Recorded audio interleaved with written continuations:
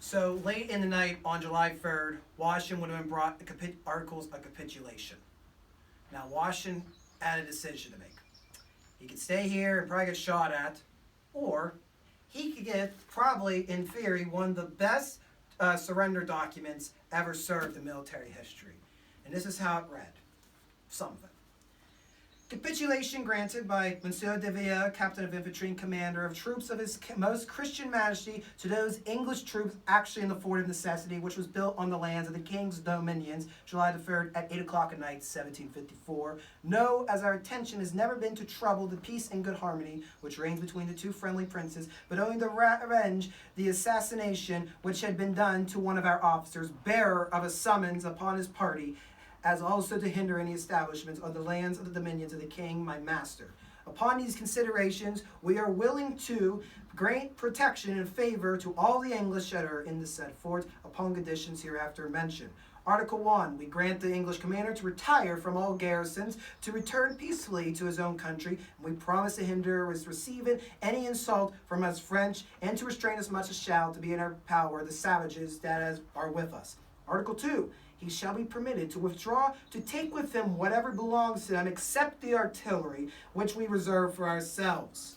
Article 3, we grant them the honors of honor. They shall come out with drums beating, and with a small piece of cannon, wishing to show by these means that we treat them as friends. Article 4, as soon as these articles are signed by poor parties, they shall take down the English flag. Article 5, tomorrow at daybreak, a detachment of French shall receive the surrender of the garrison and take possession of the aforesaid fort. Article 6. Since the English have scarcely any horses or oxen left, they shall be allowed to hide their property in order that they may return to seek for it after they shall have recovered their horses.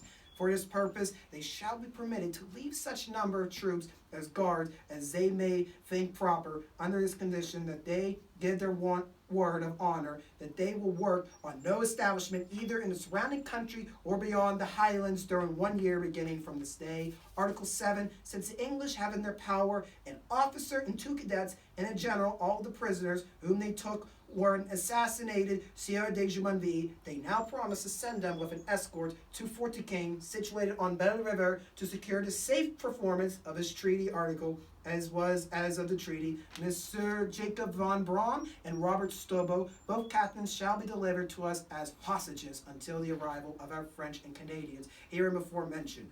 We on our part declare that we shall give an escort to send back in safety the 2 officers who promise us our French in 2 months and a half at the least. Made out in duplicate on one of the posts of our blockhouse the same day in the years before. Signed, James Mackay, George Washington, and Coulon de Ville.